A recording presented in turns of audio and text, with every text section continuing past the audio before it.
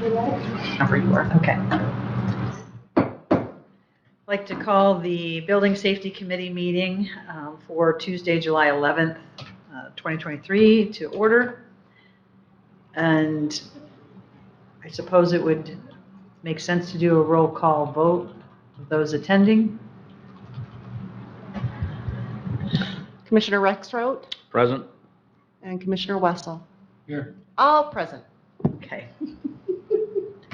So we will forego the Pledge of Allegiance in the moment of silence in light of the fact this is the third meeting today, and I don't believe we have any public comment. So is there an approval of the agenda?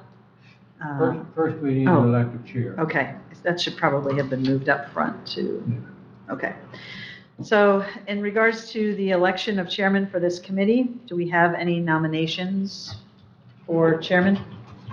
I nominate Doug Rexroth. I accept. I believe that takes care of our responsibilities, so I will turn the gavel over to our chairman, Mr. Rexroth. Thank you. Thank you. So now we'll look at approval of agenda, late additions or deletions. Are there any such items? No. Being none, we'll move forward with the approval of meeting minutes from July 8th, 2022, which I looked at, but I wasn't there. So It was sent to us, I think. yeah, I just, Yeah, they were late to get Yeah. posted to the website, and Yeah. so These are also attached. yeah, I don't know if you have, I was not present at that meeting, so. I don't think either one of you were. So- Move to approve. Second. All those in favor? Aye. Aye. Opposed, the same. Meeting minutes were approved. So Amber, I guess now you're queued up for the fiscal year budget update. Yes, so I included in the packet a copy of the budgetary worksheet that I have included, or turned in rather to the finance director, just for your review, if there's any interesting items on there. One point of interest I did put in here was for capital outlay. I've been getting a lot of questions from staff regarding office chairs. I don't know if you guys have heard about that, and Deb and I have had conversations about that, so I am asking to put that money in the budget just in case something is able to move forward with that this year. Because our department is self-funded, I gotta be prepped for that, should anything really move forward.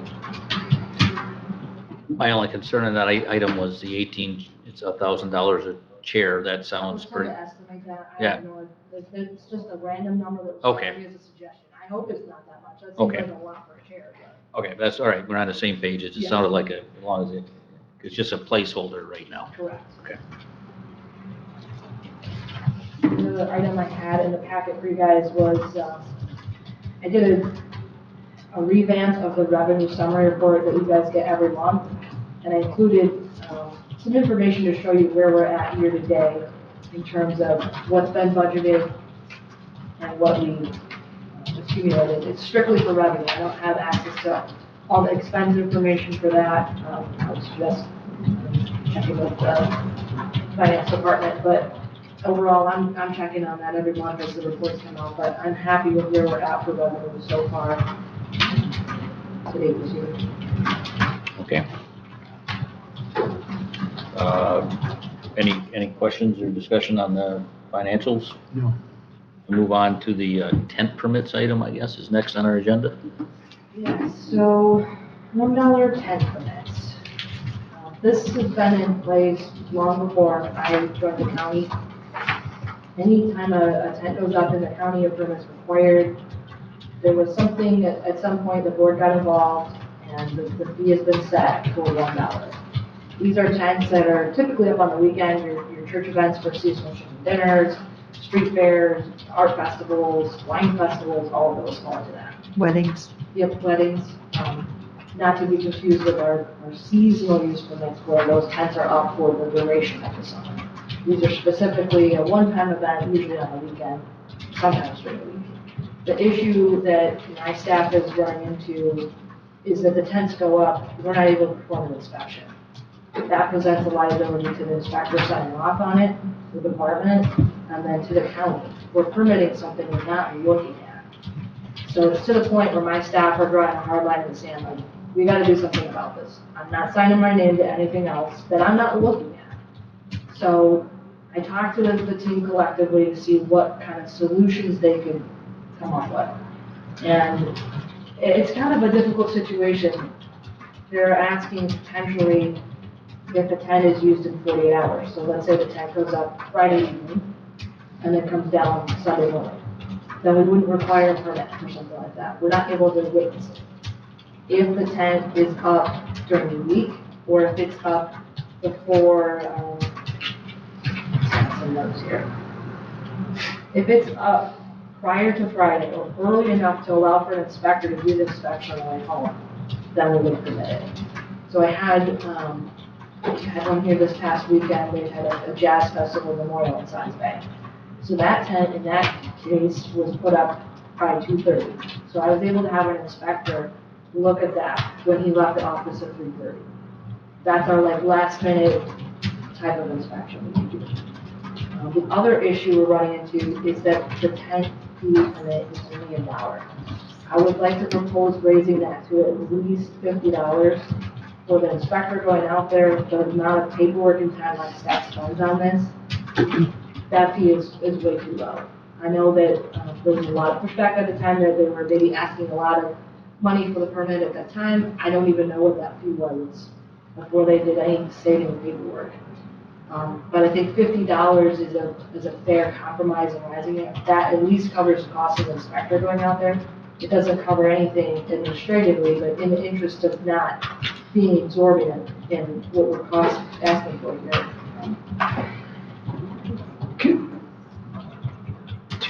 Refresh my, when is a tent permit required and when is a tent permit not required? So any tent that's over 120 square feet. Okay, it's based on size. Based on size, and we're looking at how it's being used. We're not requiring permits for folks that are putting up in their backyard for a family barbecue. This is the commercial spectrum, where we have an event such as the one in Science Bay, or our large commercial events that we want to permit it. About the tents that they use at farmers markets. Most of those are smaller.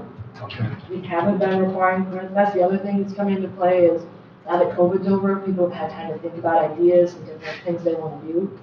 Once I've got a locked-in process in my department as how we're going to do this, I want to send out informational letters to people that have pulled permits in the past and then any township officials to let them know what the requirements are. I'm getting some new ones. There's also folks that we're finding out about and they're like, we've been doing this for 5 years, we didn't know we did a permit. So there's a gap in knowledge, but I don't want to put anything out there until I have a good process in place. Yeah, my daughter was involved in one of the trade shows at Jacob's Farm last Saturday, and I just drove up because there was some things lost between, and there was probably 20 tents there that were exceeded the 120 square foot. But I assume probably were not, just out of resources or even knowledge is supposed to be, that they weren't inspected. So are you, if I'm listening to you, are you looking at a couple, along with the fee, you're looking at the duration of the tent? So if it's going up for one day, we're not going to bother with it anyway? Or is that going to be like, if it's a certain size tent, or I'm trying to understand exactly what you think your solutions are. The other option was, if we want to stick with requiring inspections, then that means the staff member needs to come up on the weekend and inspect it, which is going to require some form of compensation. Have we had, so right now, currently, like, they can't do it anyway. Basically, you're telling me they're signing stuff they're not getting to anyway, right? Right. What we've been doing is we issue the permit, the inspector signing off on it, they get a basic plan review. They're told to call for the inspection. If they tell us up front they're not going to be able to, then the admin staff is scheduling a final admin for a building inspector to sign off on it. But there's absolutely nothing to see. Why would you sign an admin on this when we saw it? So these short-term tents we're not inspecting anyway. Some of them we are. If they go up, but for the most part, no, because the majority of them are on the weekends. Yeah. So why do we need to inspect them? It is in the code. It was also suggested, why don't we just do away with it? My concern with that is now we set a precedent. We've been doing this for more than 10 years. And if we just completely do away with it, my mind goes to, okay, what if now the same person with full permits all the time happens to have a situation this year that we didn't require a permit? What kind of liability does that open the county and our department up to? Is there an idea that you would go to a larger square foot threshold and a longer duration threshold to require the permit? Would that still satisfy? I mean, could you say, well, it's got to be at least, 250 square foot and be up for 3 days or something that allows you to make the inspection? I mean, I could do the duration. I don't think I could change the square footage simply because that's listed as an in the code. But I could say, hence used in a 48-hour period on the weekends would not require a permit. For example, Holy Rosary has their chicken dinner coming up at the end of July. I know for a fact that tent goes up on the weekend, and it comes down on Sunday. It's all volunteer based. The other suggestion from staff was, well, why don't we reach out to the tent companies and see if they'd work with us and put the tent up earlier on Friday. The situation is not everybody's using the tent company, and I don't have any sway in doing that. If you're volunteer based, how can you tell people that work a 9-to-5 job, hey, you gotta take off from work early and come help put this tent up so I'm in compliance with the county? You can't do that. I mean, I see no issue with the $50 fee. You probably can't even process the paperwork for that, let alone send the staff out, and then making some adjustments to duration that fits. I mean, you guys know what is best. I mean, I don't know if we need to give you a specific recommendation or okay, what our responsibility is here. Do we need to say, okay, well, we agree with your 48-hour, with what you just said? Is that something you need us to okay, or can we just say, make a change and come back to us? Procedurally, I think I can do that. As far as the fee, if you guys are on board with it, it has to be recommended, and then I would present it to the full board because it's been a change that was made initially. I move that we change the fee to a $50 fee and that we do it on a 48-hour minimum duration. Support.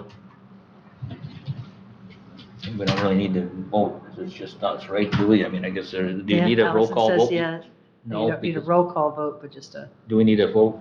If you can vote, it puts it cleaner in the minutes. Okay, is there any discussion on the motion? All those in favor say aye. Aye. Opposed, the same. Motion carried 2-0. Vehicle order update. Okay, so this may have changed further since I started putting this all together, but I did receive approval from the board last year to purchase 2 new vehicles. I did order them immediately, and I reached out to the fleet manager that we purchased them through in May. We got a response later in June that they had not been scheduled to be built yet. So I did yesterday receive a copy of the extended plan that appears to indicate that that's changed since then. But I guess it was just my taking the opportunity to let you know we have 2 vehicles that we're consistently putting a Band-Aid on. I got a call from the building inspector this morning, front wheel bearings are going, and the soonest that it can get into Cedar Auto is the 26th. So that means I'm doubling up 2 inspectors for the next 2 weeks. I'm hopeful with the paperwork I got yesterday that the vehicles will be here shortly. I'm gonna send an email out to the fleet manager later today just to confirm that, but Mr. Chairman? Yes. If I may ask a question? Sure. Fleet manager, who are you currently utilizing as the fleet? Like when you're purchasing vehicles independent of, it's the same company that the sheriff's office uses, so this is Bill Campbell out of Long Camera Ford. That's who I was directed to, down in Wausau. okay, So that's his official title. But when I first started researching vehicles, I was directed to see what the sheriff's office is doing, okay, and just kind of fell right into what they're doing. okay. And he has said that they're now in process? I haven't heard that for a fact. I'm making an assumption based on the fact that I got paperwork that gave me a VIN number on there. It Okay. doesn't match the current vehicles I have. I need to email him to confirm. Okay. But it seems that that's a safe assumption. This is something that will be coming before the board during budget session in terms of potential fleet management opportunity. Anything else to discuss on that item? Code enforcement and work without a permit penalties. So in the packet, we did a couple of items. So one of them is the after the fact fee. So that's been in place since January 19th, 2020. And it's specific to folks that willfully and knowingly proceed with construction without a permit. The times that this has been used are very minimal, but the problem we're running into is an increase in the number of people doing work without a permit. And could be slightly naive, I like to work with people, and if you honestly tell me that you didn't know you needed a permit, I'm not going to charge you an additional fee because this is in the interest of being code compliant and getting things resolved. However, the unfortunate part of our business is sometimes when the pocketbook is hit, you get into compliance. And I would like to consider the possibility of doing something similar to what Grant Travers is doing. I didn't get an actual copy of the policy, but I've titled this enforcement notes. Last fall, I reached out to a couple different building officials in the area to see what they're doing. And Grant Travers has an automatic fee that's assigned to every permit that's pulled for which it's already been started. That $50 fee that's noted there is the same cost as an inspection. And then for anybody past that, they have a specific policy where the permit fee would be doubled. So I'm not sure what the answer is here, but I had a conversation with a gentleman I've been working with for 6+ months in getting him a building permit, and he came into the office and told me, well, most of my neighbors down the road don't even have permits. So if you didn't know that I was doing this, if I hadn't tried to do this the right way, you would have never known and I wouldn't have needed a permit. Now I know what I'm gonna do next time. I'm not gonna pull permits and I'm not gonna tell anybody. He's like, what happens if I do that? I tell him, well, you could face an extra fee, which he kind of cared about, but $150 to some people is nothing. Other people, it is something. And the other avenue is to tell him, you know, if something happens, your insurance company may not cover you. There's not enough of like if you do this, this is the consequence. So it's been talked about before. I know the prosecutor was down here last year and talked about civil infractions and ticketing. So it could be that that's something that we need to seriously consider as like a last stop. I've used every avenue possible to avoid that, and now this is what we have to do. I personally don't like the idea of doing tickets, but it could be one of those situations where if you write one ticket to somebody that specifically steps so far out of line, word gets out in the building community that, hey, the building department's getting serious about this now. Let's just do this the right way. I mean, we work with people all along the way anyway. It's just, my staff's getting frustrated and something has to happen. So I'm looking for an intermediate path forward, and I'm thinking doing something similar to what Grand Traverse County is doing would be that way at this time. But it could be that we need to fully consider looking back at what Joe brought before us. Yeah, go ahead. Are most of the violators contractors or are they private homeowners doing their own repair? It's a mix. It's a mix of that. Because there's really no excuse for a contractor. No. You know the rules. Yeah. I mean, and really, I mean, this, my understanding of state law is, that they're subject to penalties there if we're just choosing not really to enforce all the remedies that are available to us. It's not like the remedy isn't even available, right? Like I remember like Part 8 with the state laws for electrical, which we adopt by reference into our codes, states you can't do this and civil penalties and things may follow. So I think, in light of the fact that the way your department tries to work with people to begin with, having some sort of backstop is not a bad thing. People know, and, as long as you used it judiciously. So what you're basically saying is you would like to have a $55 just automatic. We found out the work, so that gets added automatically. And then follow the basic outline of Grand Traverse County for the rest of the, and do we need, and I don't know if we need, I guess the question, do we need to have Joe weigh in on this before we make this change? Would it behoove him to? Here, legal, it could be pending legal, and we Okay. could ask Joe's opinion on it, that's fine. I mean, would that get you where you think you would need to be? Yeah, I think what I need to do is probably revamp my after-the-fact permit fee policy so that it's cleaner and more clear-cut, either completely scrap it and switch to this, or do some kind of combination and then come back to you guys. I don't think Joe would have to weigh in on this part, but as far as like the civil infractions and stuff like that, he probably would. I know he's got the documentation, even if you just send it to me, I could probably come back to you guys with something on it. I mean, I don't know if we need to take action on that or just say we agree with you revising and getting the new policy to us. Is that sufficient for now? Okay, potential take-home vehicles for inspectors.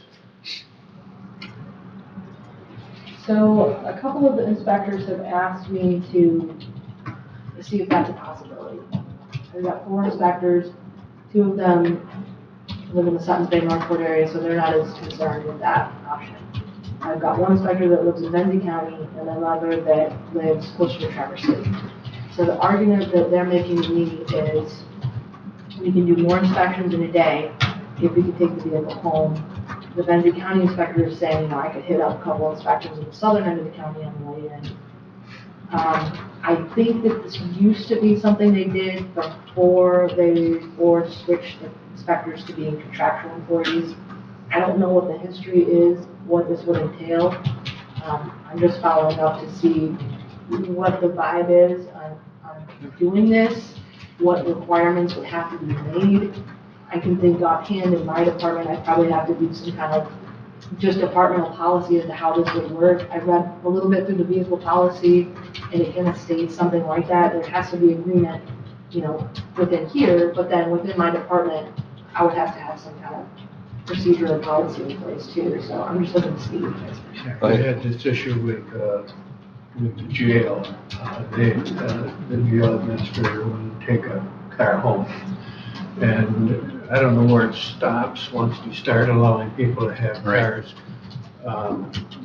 Yeah, they could do inspections on the way in, but if they came to work and if their work day is 8 to 5, you get here by 8 like everybody else, and then you go out and inspect. And I think it's a bad precedent. We've been encouraged to do that by senior services, the jail. I know we let the sheriff's office do it because there's some benefit to the community to have a police car in a driveway and an emergency, but I don't think inspectors are out on emergency calls. To me, it's a slippery slope. Yeah, I don't I don't know disagree. I do have a couple questions. I mean, right now, how do they work their work day? I mean, if they're picking up a car and their work day is what, 7:30 to 3:30, what is their working hours? Yeah, so they'll come in, they'll do a little bit of office work, and they'll start off on a route, and then they're back. So they're back in by 3:30, By about 3 o'clock. okay, Yeah. with the vehicle. Yeah. So I mean, I guess that's the only possible, benefit. I don't disagree with your assessment. I guess got to think about just our business was different. So if guys took their truck home, the difference was, okay, then you were on the job till the end of that day and then you drove home. Whereas if they had to bring the vehicle back to the shop, they could leave the job. They have to leave the job in time to get the vehicle back by quitting time. Because really that's still, returning the vehicle is still part of their paid obligation, right? I guess, but as far as the precedent, I'm afraid that I have to side with you, Ty, that if we're going to have everybody wanting to do it and it's not always easy to make those clear distinctions from one person to other, where it may make entirely sense for one. I mean, the law enforcement's pretty easy, but the rest of it gets pretty murky. Mm-hmm. I think where it comes in with the liability. So if they take that vehicle home and they have an accident while they're on their way home and they have a work vehicle, are they considered still working then? And does that then create a liability about an accident or charges or anything else? I mean, I think has been the concern in the past. And I think they've mitigated it with the police department from the standpoint that they are always ready response, where there's not an emergency ready response mindset. So just adding that in for. I guess the consensus is that we're not prepared to endorse that at this time. And at some time, if Amber thought it was really essential, she can come back and Yeah, make yeah. her case again. I agree with everything you guys are saying, I have to listen to my team and Right. check into it, so. Right. I had the same kind of concerns, and I can note that I addressed their thoughts. Yep, okay, we'll check that one off. Potential expansion of the Construction Board of Appeals membership. Okay, so the last document I included was, I call it the fact sheet, but there's some information there from the Public Act and then from the building code itself regarding code appeals. Currently, our Board of Appeals is 5 members. We can have a maximum of 7. I would like to consider going to 7.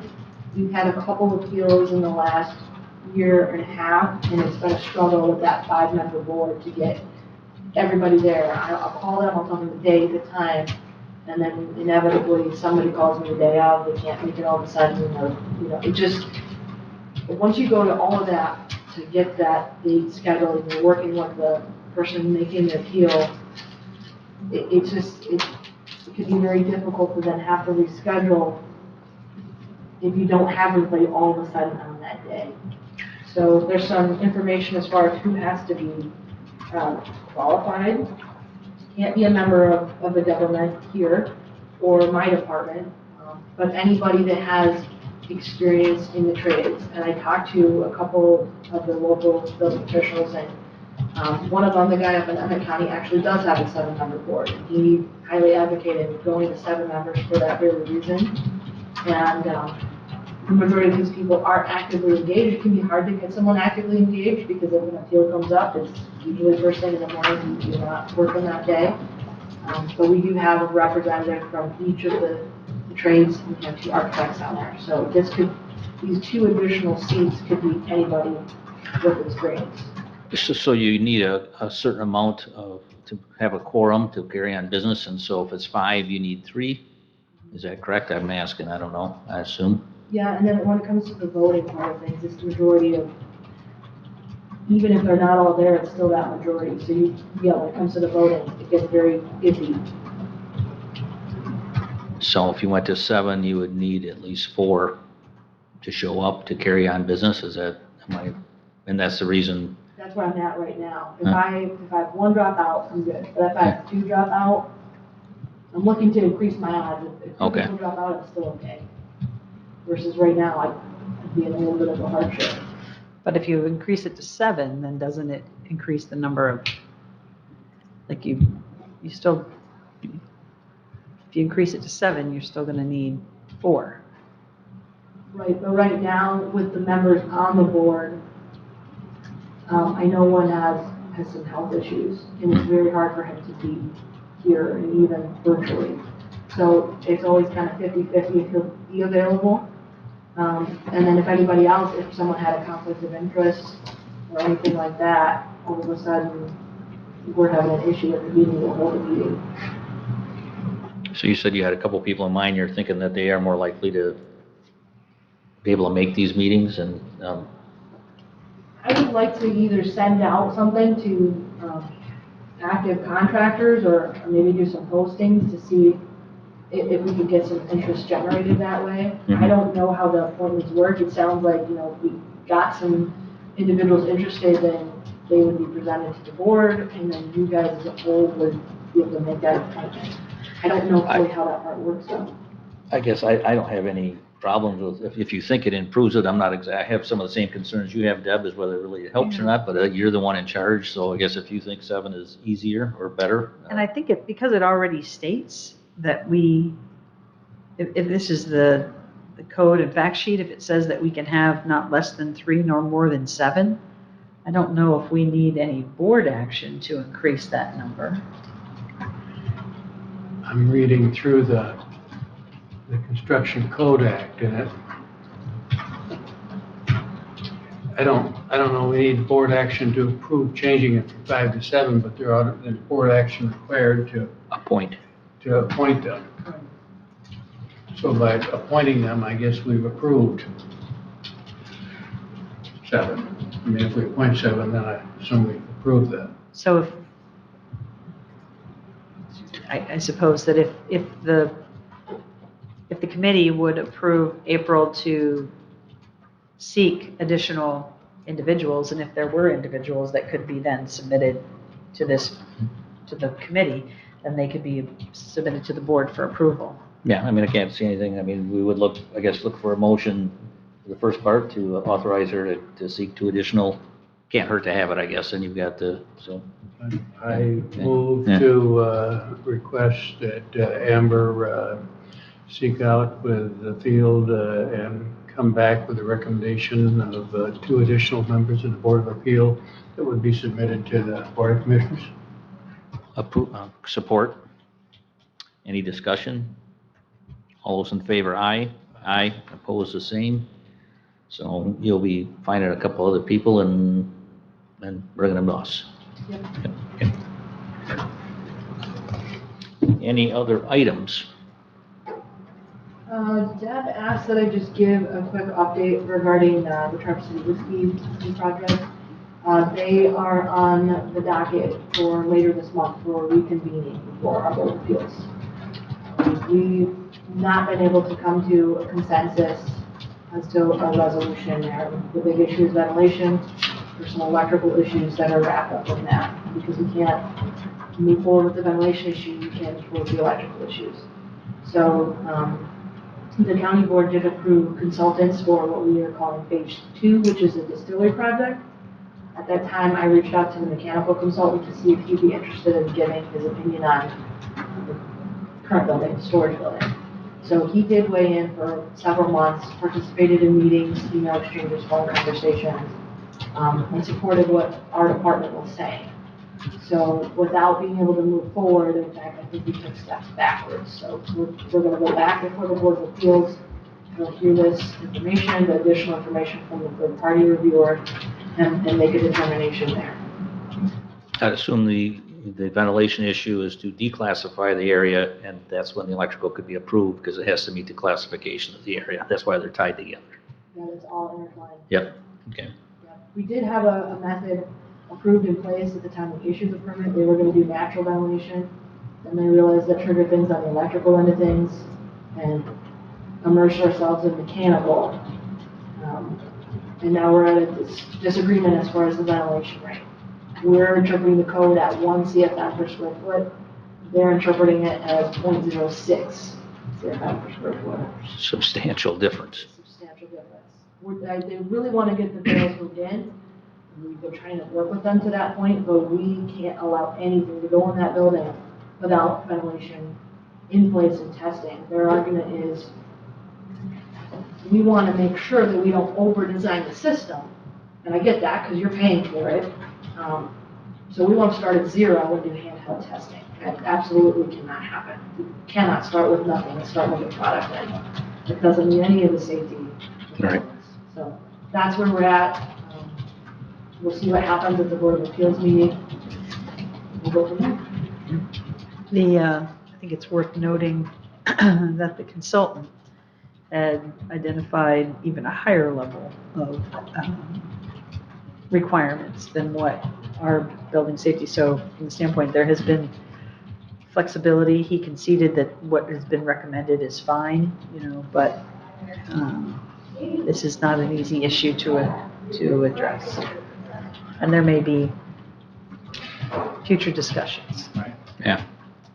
Well, I think you're doing a fine job, and sounds like you've been as flexible as you can, but you got to do your job. Any other discussion on that matter? Any board member comment? Are there any other items right now, or is that it? That's just to make sure. Just one comment from me, and Amber, I was a part of this board when building inspections. We had an issue every month at the Board of Commissioners meeting. So thank you for making our job easy. Good. I'm glad to hear that. She's been wonderful to work with. I've been Yep. very impressed. I echo those comments. I don't see any public here for public comment, and so I'd be looking for a motion to adjourn. So move. Adjourn. Okay, so